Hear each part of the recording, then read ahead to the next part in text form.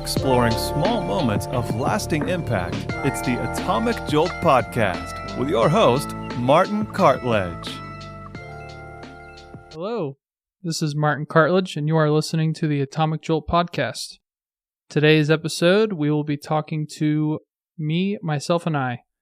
This is episode 0, and it will just be a conversation with myself, essentially, to basically cover the ideas, the inspiration, the background for the podcast. And I figured this would be a good way for new listeners to get a feel for what to expect, and thought it might be kind of cool to explore a little bit of the inspiration for the podcast itself. And that way people kind of had like I mentioned earlier, a little bit of an idea of what to expect walking into it. So, in this episode, it's really just going to be more of a background of myself, why I started the podcast, what some of my inspirations were, and what a future listener could expect from an episode. So, in Atomic Jolt, you're as you probably just heard from the intro, it's exploring small moments of positive impact, and that might sound a little bit vague and ambiguous, and that's honestly kind of intentional. The idea here is I wanted to kind of dive into multiple pieces of media, and eclectic in nature. It could be a movie, it could be an album, it could be a game, it could be a hobby, and to essentially pick apart the building blocks to how that piece of media was introduced into your life and what you take away from it. Because I feel like not just art, but a lot of these kind of things that we really enjoy and we hold on to, we take away more things than what we know of, and that can kind of translate into life lessons and friendships of all kinds. So it really can just transcend the initial, I guess, thing itself, whether that is, again, a movie or a book or a hobby. So essentially, I wanted to start this because I love hearing about what people like. I like sharing music. I like sharing books. I like sharing movies. Of course, people like inherently sharing things that they enjoy with other people. And so I selfishly wanted to hear about people's experiences with that certain thing, with that book or that movie or that album or whatever else it is, because I really like to hear people's unique experiences. I think people have this universal relationship with these forms of media, and I don't think it's always very apparent. Like that album, I'll just use this, an example I just thought of. When I was, I think, 11 years old, I heard the band Blink-182 for the first time, and at the time, my mom really didn't like it. It had that parental advisory explicit content label on it. And so I wasn't really allowed to listen to that, but it just through their music, of the way they had fun and the way they wrote songs that were catchy and angsty, and even though I might have been a little too young for that much angst, it really helped me. I don't know. It was stitched into my memories of being a preteen, and it followed me up in my 30s now. So along the way, I've met and had so many conversations with people just because of my admiration for Blink-182. So that's just an example. The inspiration behind Atomic Jolt can be broken down into a couple different things.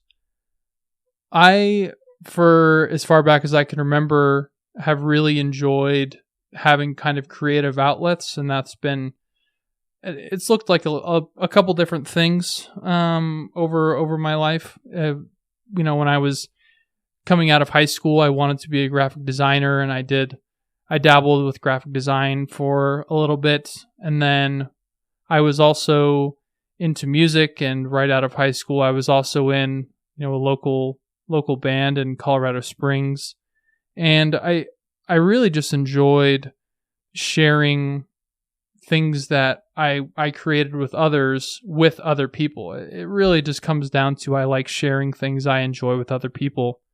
And so what better way than creating a podcast where you can, listen like you are right now. And as I hopefully share these things, I figured it was a good way to share other people's things. Another inspiration is actually I really wanted to make something positive, and I know that a lot of times in the social media realm, something that's grabby or negative, kind of negative in nature, kind of seems to take the attention the fastest and the most effectively, unfortunately. And I really wanted to approach this podcast in a positive light, and again, not to have any backhanded comments about things, not to drag anyone or any piece of art or whatever else it may be in a negative light. I really wanted it to be like an emphasis on being positive, and to really talk about how these kind of things can really positively affect someone's life in multiple ways sometimes.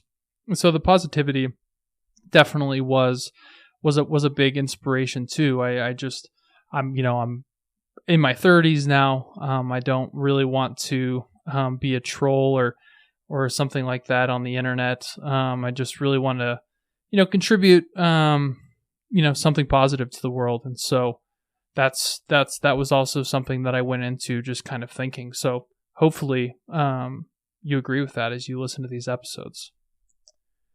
And I guess you could argue the most important, certainly the most important for me was it was probably earlier this year where I learned that I was going to be a dad. And so like most people, it's probably fair to say that is pretty a life-changing thing to hear. And I kind of took that as thinking ahead and what that would look like as me being a parent and being responsible for another human being, and kind of thinking of what my son or daughter, now she actually was born a couple weeks ago. It is a daughter. What she would think, of me as an example, and what I prioritized and what I spent my time in. And I also thought that making a podcast that again focused it on positivity but also things that I feel like a lot of people enjoy, myself obviously included. It's music and movies and books and hobbies and all these positive experiences, and talking about how they can positively affect your life. I thought that would be a great way to put my time in. I felt like it was a noble thing to put my time in. It made most sense to put my time into something like this, because maybe one day my daughter will listen to something like this, and as corny and cliche as it might sound, I was already thinking of being a good example and contributing positivity to the world, and instead of trolling people on Twitter or memes on Reddit, as entertaining as that can be sometimes. So ultimately, the big spark for the inspiration really came from knowing that I was going to become a dad, and wanting to contribute positivity, and marry the positivity to my love for movies and media, and talking to people about the creative process and positive experiences in their life. So obviously, like I mentioned earlier, I'm a big fan of movies and books and games.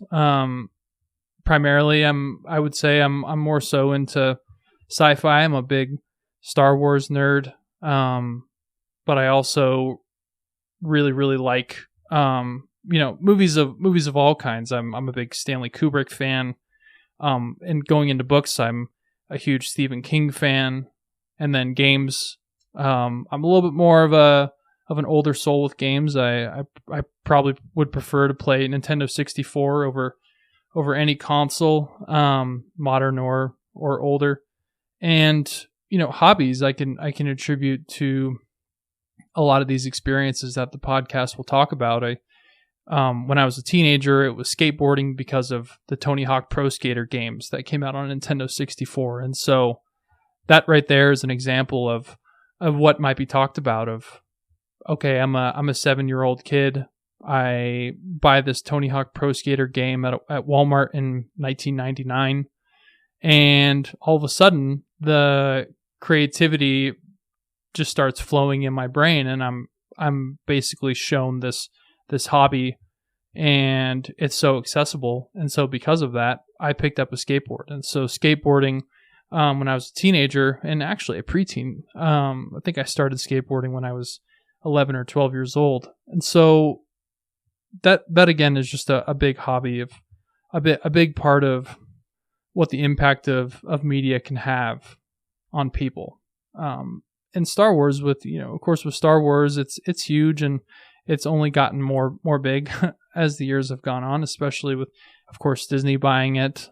But through Star Wars, I've met countless people, and I've quite literally traveled across the U.S. to different annual Star Wars conventions with my closest friends, and through then we've obviously shared a lot of experiences with each other, but we've also met just countless people that have this common love for this thing. And I could probably talk 12 episodes worth of lessons and things that I've kind of learned, and experiences that have helped shape me along the way.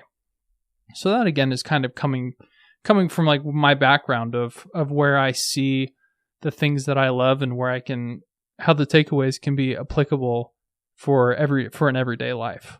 So discussing also as another thing I mentioned earlier, discussing the creative process is something that I mentioned a little bit earlier.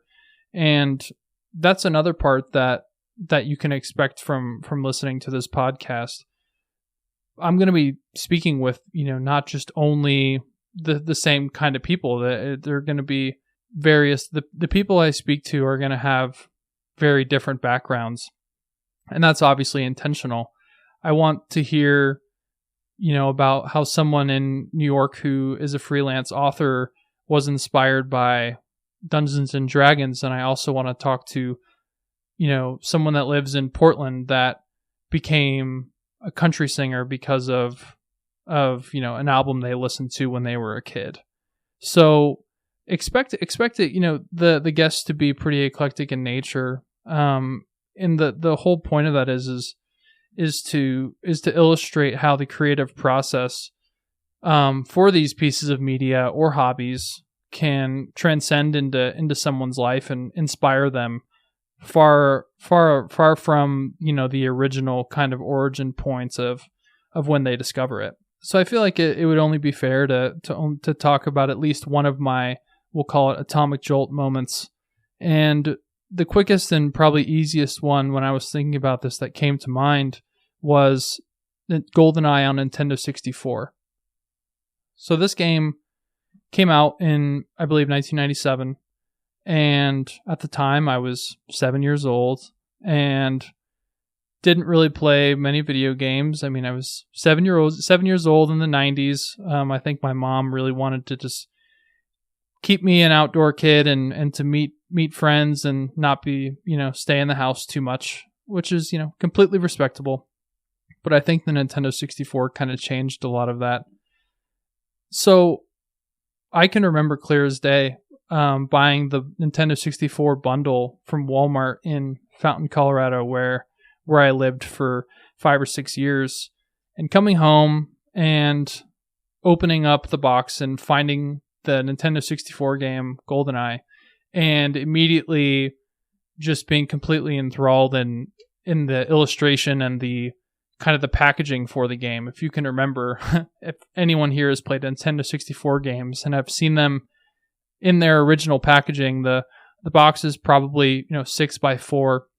It's pretty large packaging, but it just was so cool. It immediately just blew my brain that people spent this much time and effort packaging and really essentially selling an entire experience and a story. Even though this was already a movie and a successful franchise, of course, with the James Bond movies, the level of effort and the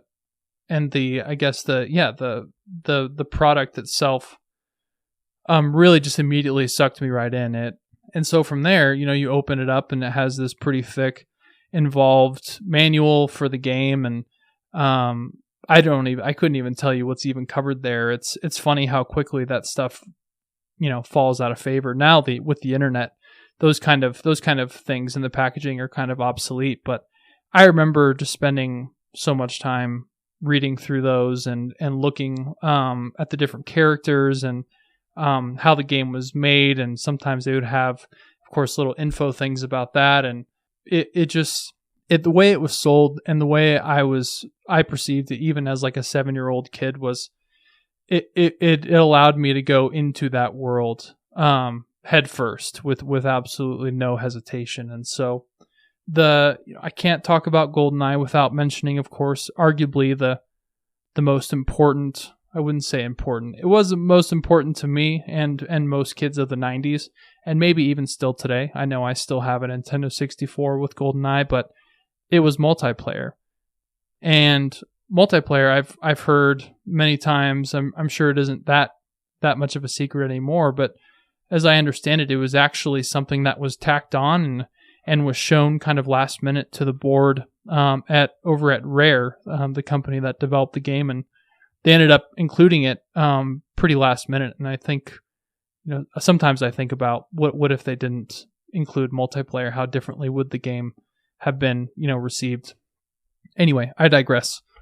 Multiplayer, it allowed me to share so many memories with a couple people on my street. One of them being, one of my oldest, closest friends, and I can remember, sitting in our basement, 1997, playing for hours on multiplayer, and just all the joy and just like for those hours we were completely into that world. Like the outside world just didn't exist, and through that, obviously there's laughing, and there's just sharing art, this piece of art with one another. It was this common ground that was immediately kind of forged for the both of us, this love of this game. And outside of multiplayer, the campaign was also just so well done.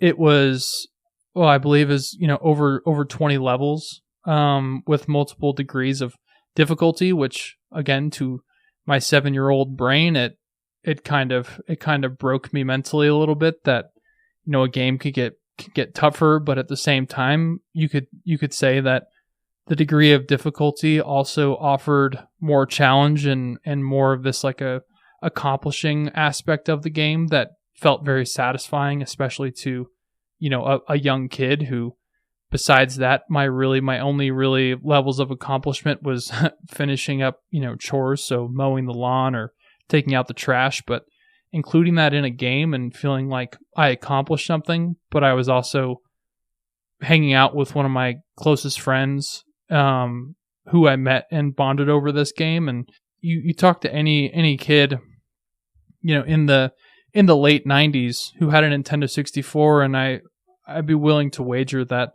most of them had played that game pretty extensively and could also share that. And so, kind of circling back here for a minute, these things may seem overly, kind of obvious, but the beauty of these kind of things and the kind of the driving force of the podcast is people loving GoldenEye is not a unique thing, and people loving Blink-182 is not a unique thing. But the story of experiencing that and finding that, and then where that piece of art or hobby or whatever else it is took you is completely unique. And that's why I started this. I want to hear about how much people love Dune, the book. I know the movie's out, haven't seen it. So let's say someone really loves Dune. That's probably a popular opinion, especially at this point, maybe increasingly so. But I'd be willing to wager that if you pulled 5 Dune fans into a room, how they found out about Dune in the first place would all be completely different. And they'd all have slightly different or maybe completely different takeaways from it and things and experiences they could touch on even now. I guess that's my point of me finding Blink-182 when I was a preteen and just loving and admiring that band may seem like kind of an isolated thing that is pretty common, but the experiences I've had along the way in having my love of that and sharing my love of that is completely unique. And like I mentioned earlier with GoldenEye was a very, very popular game, but through that I met one of my closest friends in 1997, and we're still friends today. And I could probably go even further into all the other things that game has taught me, but more than anything, it really just taught me to, again, the accomplishments of this level of difficulty and this pretty extensive campaign, but also putting yourself out there and meeting friends and sharing experiences. It was really a formidable time for me, like anyone. And so, I definitely owe a lot to Rare and the creators of GoldenEye. They created a complete masterpiece. And so, if you were to come on this podcast, or if you're listening to this podcast, what you can expect from a guest in this is really just, of course, their background. You'll hear about their background. It's a pretty important piece. This could include what they do for work, their profession, their passions and their hobbies. And then, of course, arguably one of the most important parts is that piece of media, that thing that they find so special. We'll be talking quite a bit about that. We'll of course talk about how they discovered it and if they realized how special it was to them at that time. I feel like oftentimes that, hindsight, people don't really fully acknowledge how, impactful or special this thing is, which is kind of interesting, but also kind of cool. It reflection on that and kind of seeing where, all the ways that it influenced your life and made all these impacts on you can be really cool. And so not only how they discovered it, but, is it something that they still enjoy, watching or doing today? Sometimes, like I said, I skateboarded when I was, 11 or 12 until I was probably 15, and I haven't skateboarded since. I think I might as well tell the story. I was at a bachelor party about 6 years ago, and there was a skateboard there, and it was a bachelor party. That's all I'm going to say. And it was later in the night, and I did attempt to roll down a sidewalk, and I fell. So my skills have not aged very well. So with all that to be said, I still don't skateboard, but it was a very impactful thing for me then. And so with a guest, I'm interested in hearing not only how they were introduced to this, but how did it follow them throughout their lives, and is it something they can still do? And then, as I mentioned, with the aspect of accomplishing and sticking with something and kind of exploring things with GoldenEye, essentially sticking something through to completion, that can be a life lesson that can definitely be applied in many ways. And like GoldenEye, I'm interested in hearing about life lessons that I think these people can pull from this thing that they like so much, because I think, art also kind of transcends just the way that we consume it, but it also can really sit with you and impact you outside of that. So I'm interested in hearing that and discussing that. So GoldenEye, sometimes it won't always be something that is so, was so popular once upon a time. Sometimes it could be kind of a smaller niche thing. And I'm interested to hear about the guests, take on this and why people should pay attention to it, and, what makes it so special and what makes it something that they enjoy so much, but also something that maybe someone else could enjoy too. So with all that to be said, I think I'm going to end the episode here, and this one's going to be a little bit shorter, but hopefully you can understand more of what Atomic Jolt is, and hopefully this was interesting for you to hear a little bit more about me and the inspiration for the podcast itself and what to expect moving forward. So with all that to be said, I'm very excited to share this with you, and thank you for listening.